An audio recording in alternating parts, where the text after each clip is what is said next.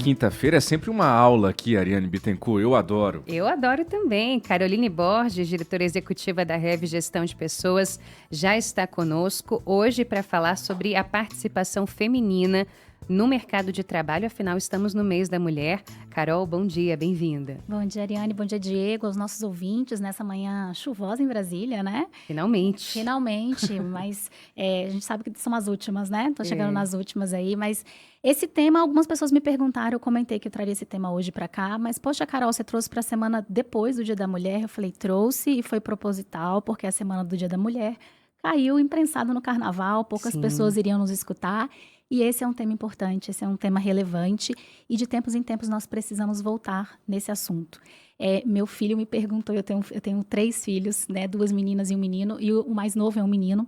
E ele perguntou no sábado por quê, estava um pouco revoltado, por que naquele dia estava celebrando isso e ele não estava entendendo, né? Porque tem as irmãs mais velhas e o pai foi explicar. Não, meu filho, as mulheres precisam ser cuidadas, né? A gente é muito cuidado, as mulheres também precisam ser cuidadas.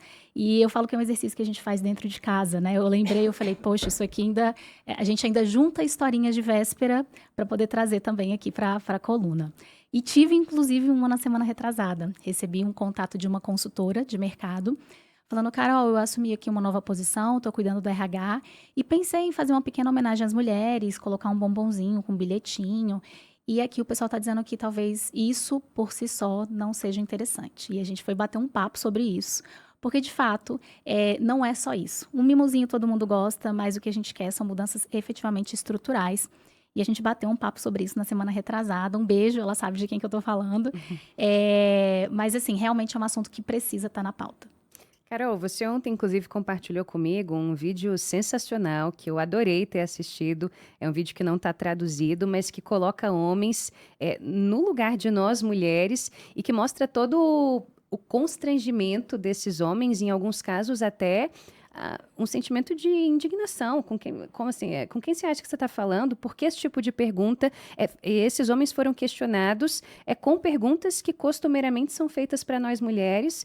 E que processos seletivos, em processos seletivos, e que a gente tem que sorrir, responder, sorrir a cena, né? Com naturalidade. De forma muito natural, né, Ariane? No caso das mulheres. E que não deveria ser. Na verdade, é realmente um vídeo bem interessante. Ele traz um pouco desse assunto do acesso às oportunidades. E a gente não está falando aqui de um vídeo que trata, gente, de acesso a vagas de operação. Na verdade, esse foi um vídeo feito por uma organização francesa, chamado Sista. Foi um vídeo que, na verdade, foi lançado há 3 anos atrás, e eles selecionaram 8 executivos, grandes executivos de empresas francesas, e levaram eles para estúdio com a ideia de, olha, a gente vai entrevistar você, vamos falar sobre a sua carreira, como uma entrevista de seleção, a gente quer saber sobre a sua trajetória. E aí eles foram maquiados, e já naquele momento inicial do vídeo, eles se preparando, a entrevistadora a postos, e aí chega perto e fala assim, você tá nervoso? Ó, fica tranquilo, vai dar certo, você vai se sair bem. E aí chega alguém perto e fala, bonito seu terno, gostei do seu terno. Ou então chega alguém perto e fala, você é bonito. E você vê o constrangimento no rosto dos executivos de cara. E é algo que as mulheres passam com frequência. Outras perguntas que apareceram no vídeo e que são muito bacanas de compartilhar aqui, e as mulheres que estão nos escutando vão falar, oxe, mas isso aí a gente escuta com alguma frequência. Olha só que umas vezes uma executiva escuta numa entrevista de seleção, e eu estou falando de mulheres, né, que estão muito à frente ali na carreira. Parabéns pela carreira. É raro um homem da sua idade com uma carreira tão brilhante, não é verdade? Os executivos super constrangidos com esse tipo de pergunta. Ou você chegou longe, bate aquela insegurança às vezes. Como é que você lida com essa síndrome do impostor? E os executivos olham para o entrevistador e falam, não, eu não tenho insegurança nenhuma sobre a minha carreira, né? Sobre o que eu construí. Você já teve situações em que a emoção te dominou? Essa é uma pergunta que se costuma alinhar muito ao perfil de mulheres. E alguns executivos responderam, sim, eu já tive. Isso aconteceu já comigo. Talvez disfarcem melhor, né? Se acha que esse homem disfarça melhor.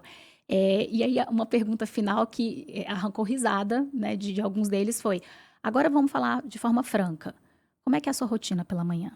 Que é uma pergunta bem disfarçada do tipo, como é que você se organiza em casa com as suas tarefas? E tiveram alguns que riram alto. Como é que você vai dar conta de lidar com tudo, né? De tudo. E a gente recebe perguntas muito mais diretas. Quem fica com seus filhos? Como é que é a sua rede de apoio? Quem leva o seu filho para Quem leva- consulta médica, É né? isso. Quem leva... Você Então, tá pensando em engravidar? Essa é terrível, essa é hein, terrível, Carol? essa é terrível e acontece. E a gente é espantoso, mas de fato é algo que, se a gente não envolve mulheres e homens nessa discussão, isso nunca vai acabar. Você citou um exemplo de uma pergunta, Diego, que é uma pergunta que homens não recebem. Na verdade, nem mulheres recebem. Quem leva seu filho na consulta médica, imediatamente é algo que as pessoas falam, é a mãe. Não se pergunta por quê? Obviamente é a mãe. Quando executivos, inclusive homens com posições de liderança, assumem esse tipo de tarefa de forma pactuada, alinhada ali com as companheiras, isso vai mudando. A gente vai mudando realidades. Olha, eu preciso sair mais cedo porque hoje eu tenho a apresentação do meu filho na escola. Puxa, olha, então, coincidentemente ou não, eu preciso dizer que hoje, às 2 horas da tarde, eu preciso levar meu filho a uma consulta médica, fonoaudióloga. Não sabia desse assunto hoje, então tá aqui claro como um exemplo que dá para você fazer, viu, na sua casa aí. Precisamos ter esse equilíbrio. Então, são perguntas e são barreiras, de fato, de acesso a oportunidades. E, Carol, quais são? A gente sabe que são várias, né? Mas quais são os outros tipos de barreira que você elencaria que são enfrentadas por nós mulheres quando a gente pensa ainda em carreira e em mundo de trabalho? Eu vou citar 2 pesquisas aqui rápidas, mas uma coisa que a gente já falou é equilíbrio da vida-trabalho. A Sim. mulher cuida de tudo, por último, ela fica por último muitas vezes, e isso é colocado em questionamento dentro do ambiente de trabalho dela. Existe pesquisa aí apontando que o número de horas que as mulheres aqui na América Latina dedicam diariamente a tarefas ligadas à casa e cuidados com a família é 3 vezes maior do que as dedicadas pelos homens. Então, é uma carga muito superior.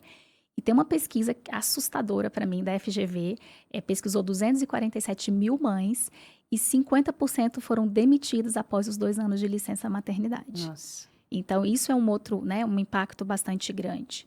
Uma barreira que a gente vive dentro de casa, se você não tem o apoio da sua família, pais, irmãos, companheiro, para continuar sua formação, para fazer network, estar em eventos, aquelas pessoas que vão te impulsionar. Não, vai lá, eu seguro as pontas por aqui, é importante que você esteja presente, é importante que você vá.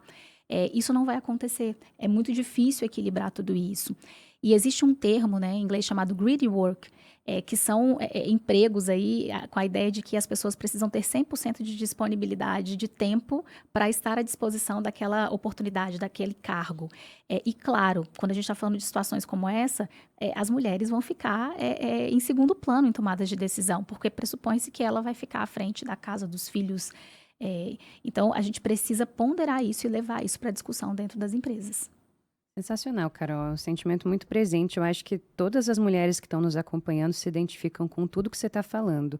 E como que nós, mulheres, podemos fortalecer umas às outras diante disso, nos impulsionar, e como que os homens também podem ter uma participação ativa nesse contexto? Ariane, você começou a pergunta muito bem, porque às vezes a gente acha que é algo que acontece só entre os homens. E eu já vi lideranças femininas se posicionarem. Eu não vou contratar mulher porque tem muito. mulher engravida. Eu não vou contratar mulher porque mulher é difícil de lidar. Já escutei de mulheres. Então, a gente precisa ter esse apoio mútuo em relação à carreira. Muitas vezes um processo de direcionamento, de mentoria, de chamar, às vezes, uma jovem que está começando carreira e falar, estou aqui. Eu preciso te dar alguns feedbacks, mas eu estou aqui para te apoiar no que você precisa. Realmente ajudar uma outra, abrir portas. Os homens também estão nessa jornada. Então, dentro das empresas, precisamos também, como executivos, como empreendedores, revisitar os valores, as crenças, para alinhar os processos internos de seleção, de participação feminina no efetivo e nos cargos de liderança. Eu citei essa pessoa que conversou comigo há 2 semanas atrás e eu relembrei a ela. Eu falei, olha, você está chegando aí tem pouco tempo, mas deixa eu te falar, essa organização que você está, nos últimos 3, 4 anos, a gente vem acompanhando, que vem fazendo um esforço muito consciente e consistente para mesclar essa participação feminina dentro da estrutura. Por que você não leva isso para suas colaboradoras? Para mostrar para elas como a empresa vem caminhando e os esforços que vocês vêm fazendo para isso. O bombom vai ser muito legal, mas o bombom acompanhado desse tipo de informação, ele muda muito, a visão sobre até marca empregadora, como a empresa vem se posicionando. trazer realmente mulheres que vão ser formadas, principalmente com carreiras com menor participação feminina. Então, programas de estágio, por exemplo, a gente falou agora, a gente, né, falou com o Denner aí da Neoenergia. A Neoenergia tem um programa fantástico de formação para que existam mais eletricistas mulheres no quadro. Então, de tempos em tempos são abertas turmas. Isso é incrível. Então, muitas empresas têm, né, eles têm um trabalho muito bacana nesse sentido. Um apoio, um diálogo, mentoria, direcionamento. E os homens dentro de casa, apoio mútuo, suporte, fortalecimento. Como a gente mencionou aqui, a mulher tem existe esse cuidado com tudo, esse olhar, às vezes, para muitas coisas diferentes, bem difuso, olhando para tudo. Elas também precisam ser cuidadas em todos os âmbitos. Sem dúvida alguma. E se você perdeu algum trecho do que a Carol falou nessa coluna de hoje, revisite depois, porque vale muitíssimo a reflexão para todos nós, homens e mulheres. Carol, obrigada por hoje. Até semana que vem. Obrigada, pessoal. Até a próxima quinta.